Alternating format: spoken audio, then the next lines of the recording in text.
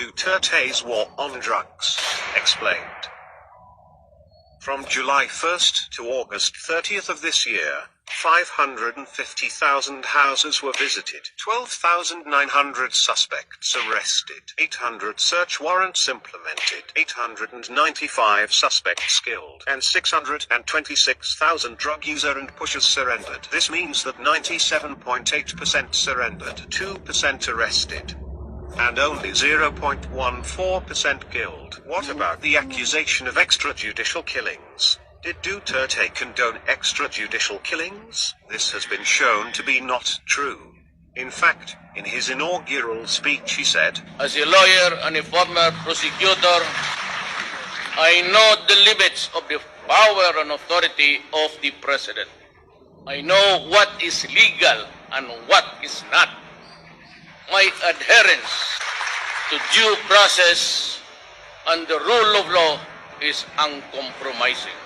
And in his State of the Nation address he said, To our police officers and other officials, do your job, and you will have the unwavering support of the office of the president. I will be with you all the way. Abuse your authority, and there will be a hell to pay.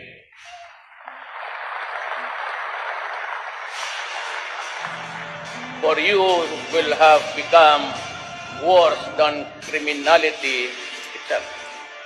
I order the National Police Commission to hasten the conduct of investigation and adjudication of administrative cases against police officers involved in criminal activity and illegal activity, and prescribe policies on lifestyle checks for PNP members.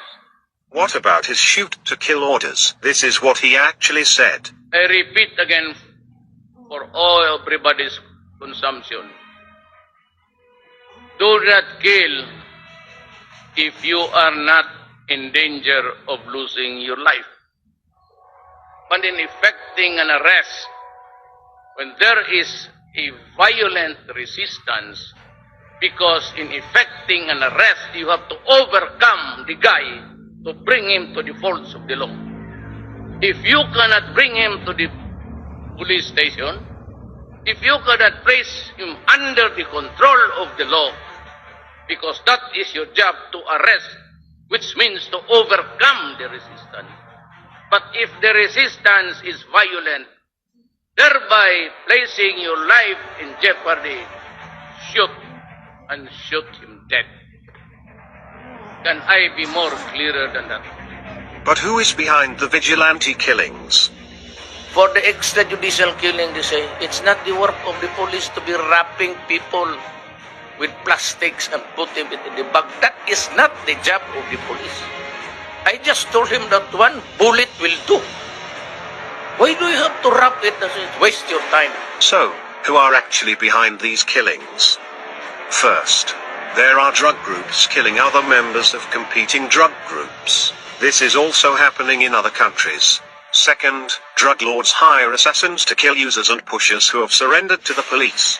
This is to silence them and prevent them from exposing the drug lords. There are also other deaths unrelated to the war on drugs, which are blamed on Duterte. The opposition who controls most of the local media blame these deaths to Duterte to make him appear as a mass murderer. Pero yung pinatay na hindi natin na binalot ng mga sako, binalot na plastic, the police, I assure you, would not waste their time on that. So kung pati ba naman yan isalay ninyo na wala akong kamuang-muang, pakisali na lang po sa namatay ng lahat dyan sa punerarya, pati yung may mga cancer, isali na lang ninyo. May mga diabetes, may mga... Kasi yung lahat na nakita ninyong patay, binibilang ninyo sa akin. Baka yung gusto ninyo, yung taga-Davao dito, magbilang ako sa punerarya, lahat ng patay. Bakit lang yan ang binabalot ng mga sako? Because the accusation itself is very stupid. It assumes right away na yung may patay dyan, gobyerno ang pumatay. Police officers found involved in drugs are relieved, investigated, and prosecuted. In fact, Duterte publicly named officials involved in drugs. There are generals, police officials, congressmen, mayors, judges, and a senator. Drug lords and public officials involved in drugs are now trying to bring the fight in the international arena due to the fact that 91% of the Filipinos support Duterte. Will they succeed?